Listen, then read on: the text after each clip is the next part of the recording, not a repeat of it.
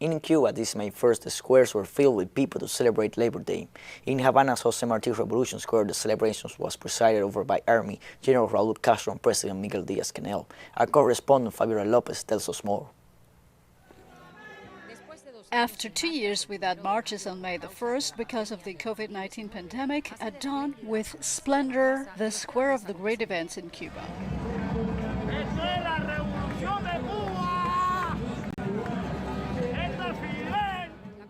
The call had been made by the Cuban president on social media. Let us gather in the square for resistance, for heroism, and the inspiring triumph of collective creativity for the vaccines and for those vaccinated, the president wrote on Twitter. The great parade began with 50,000 science and health workers.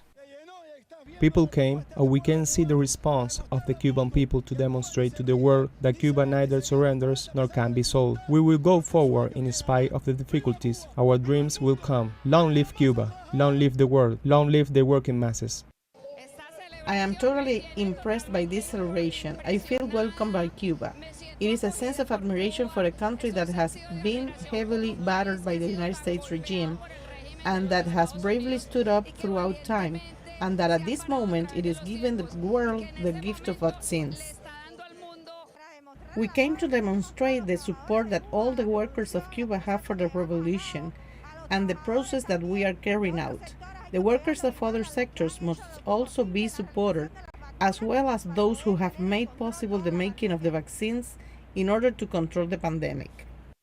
Some doubted, but many were certain, despite the blockade, scarcities and difficulties that burdened their lives, Cubans filled the squares.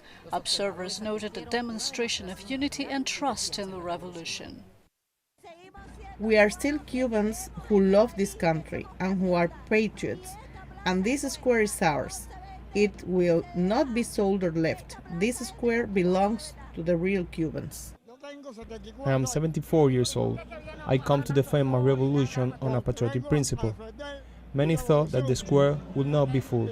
No, no, no. On the contrary, we are here, standing tall and present, together with our President Diaz-Canel and Raul Castro.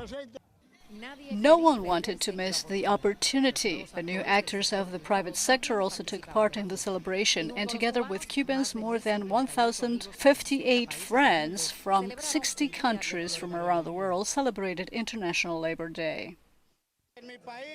In my country, going out to protest on May 1st is not a celebration, it is a sacrifice, because the Colombian state attacks and persecutes anyone who speaks out against the government. I see that you have been broadcasting live for a while now. What are you saying to Miami as a radio journalist there?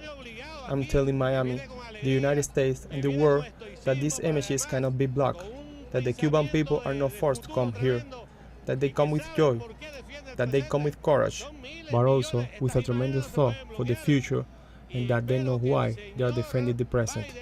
There are millions. These images cannot be blocked. And I hope that Mr. Biden, who has become Donald Trump, will finally understand that the relations between Cuba and the United States are millenary, and that they are necessary for both nations and both peoples.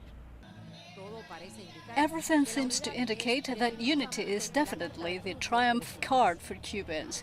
It was precisely on May 1st in this square that Fidel Castro told the people that revolution was unity and independence, and also to fight for the dreams of justice for Cuba and the world.